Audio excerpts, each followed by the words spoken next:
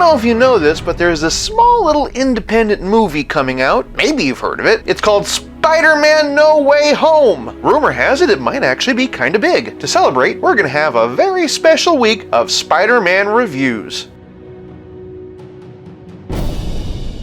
Welcome to 5 Points of Articulation, where I review action figures and then articulate 5 points to help you decide if you want to add that figure to your collection. The 5 points I discuss are packaging, presentation, posability, playability, and price. I'm Jason, and if you enjoy my content, please like, share, subscribe, do all the YouTube rigmarole.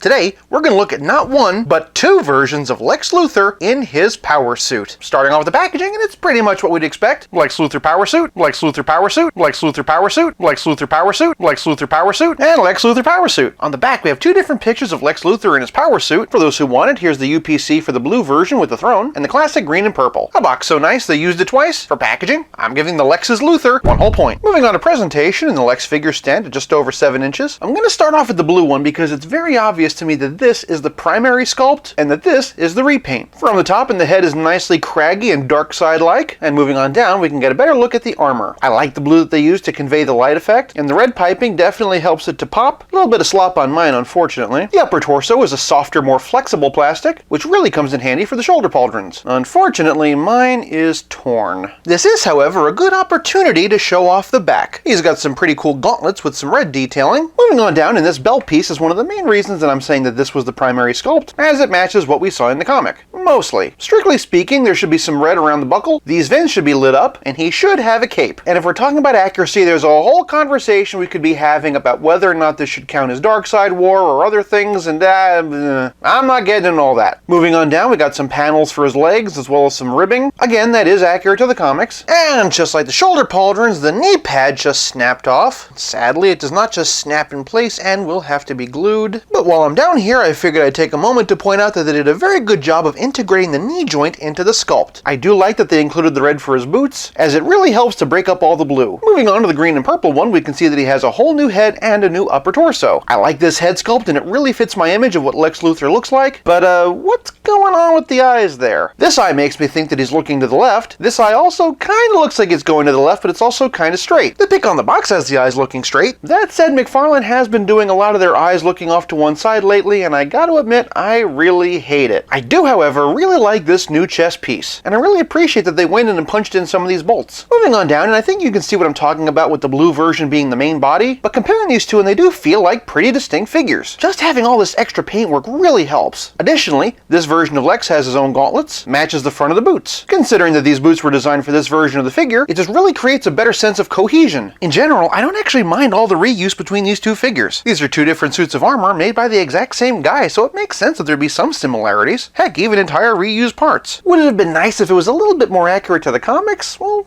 yeah, but it's still a striking figure, and honestly, this is probably the version I'm going to be displaying anyway. Crazy eyes aside. For presentation, I'm giving Lex Luthor 1 whole point. Moving on to posability, and Lex's head's on a dumbbell joint. Looks up.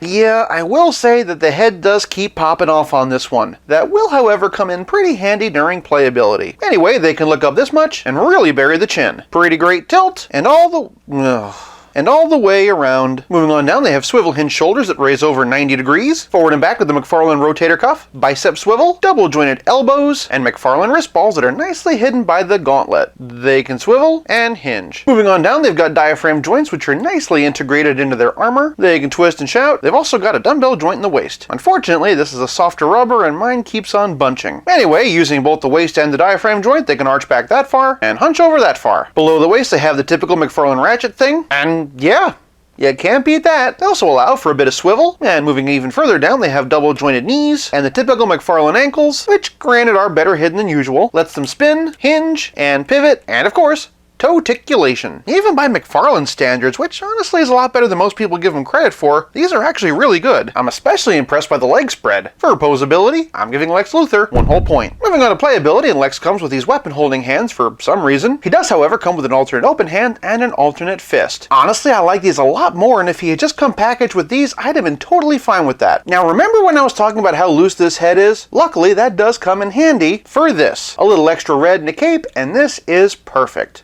Before I get to the main accessory, they do come with trading cards. If you want to know about the blue power suit, pause here. And if you want to know about the green power suit, pause here. And hey, remember when these data files used to have a lot more data? Like, remember the bat cycle? It literally told you its length, width, height, and weight. But of course, the main draw is this throne. This, by far, is the coolest accessory ever packed into a single carded DC Multiverse figure. Zooming in and just look at all that detail and paint wash. All I'm saying is the next time I criticize one of these DC Multiverse figures, I don't want to see anybody in the comments say, well, what do you expect for a $20 figure? This! I expect this. But playability is more than just setting my expectations too high for future figure releases, it's also about how well your figures play with others. For a Lex Luthor lineup, here they are with Superman the Animated Series by Kenner and DC Comics Superheroes by Toy Biz. For a Super Luthor comparison, here he is alongside the Collect and Connect figure by Mattel. I like the sculpt better on the new one, but I have to say that the paint job on the other one really helps all those details to pop. And since it's a new 52 Lex Luthor, here he is with the new 52 Superman by DC Collectibles. Lex is a bit bigger, but you could make it work. For a McFarlane Superman comparison, here they are with Action Comics 1000. Personally, I think this looks great. Here they are with a Cavill Superman, which is really just more of a bitter reminder of what could have been. Here they are with the DC Essentials Superman, and yeah, he does seem kinda runty. For a Superman villain comparison, here they are with Bizarro. This, of course, is the same body that they use for the new Rebirth Superman, so it can give you kind of an idea of what that's going to be like. Personally, I think he's too short and stocky, but that's me. Here they are with the Necron Warrior from Warhammer, which is what I use as a substitute for Metallo. For a Joker comparison, here they are with the new Three Jokers Comedian. For a fellow Legion of Doom comparison, here they are with Gorilla Grodd. For a DC Comics Big Bad comparison, here they are with Darkseid. For a Relative Scale comparison, here they are with Pizza Spidey and the Spectacular Spider-Man. And of course, here they are with Stealth Iron Man. While we're here, let's see what this chair can really do. First up, we got Kang the Conqueror, Batman. I chose the Keaton one because he has a cloth cape. And on the subject of cloth capes, here we have Skelegod. The loincloth kind of gets in the way of sitting though. Since he wants a throne so badly, here's Loki. This one's a 1990s figure by Toy Biz. Here we have Professor Xavier. He might be a little too small. Thanos is a pretty good fit. Here we have Frogman, just because. Here we have Darth Vader. And yep, I finally dipped my toe into the Black Series. And lastly, here it is with Gozer. I think I speak for a lot of people when I say that I mainly got this figure for the throne. It's not that I don't like this concept, it's just that this is closer to how I picture Lex Luthor. That said, I do appreciate that you can at least switch the head. For playability, I'm giving Power Suit Luthor 1 whole point. This leaves us with nothing left to discuss but the price. Each of these figures will set you back $19.99.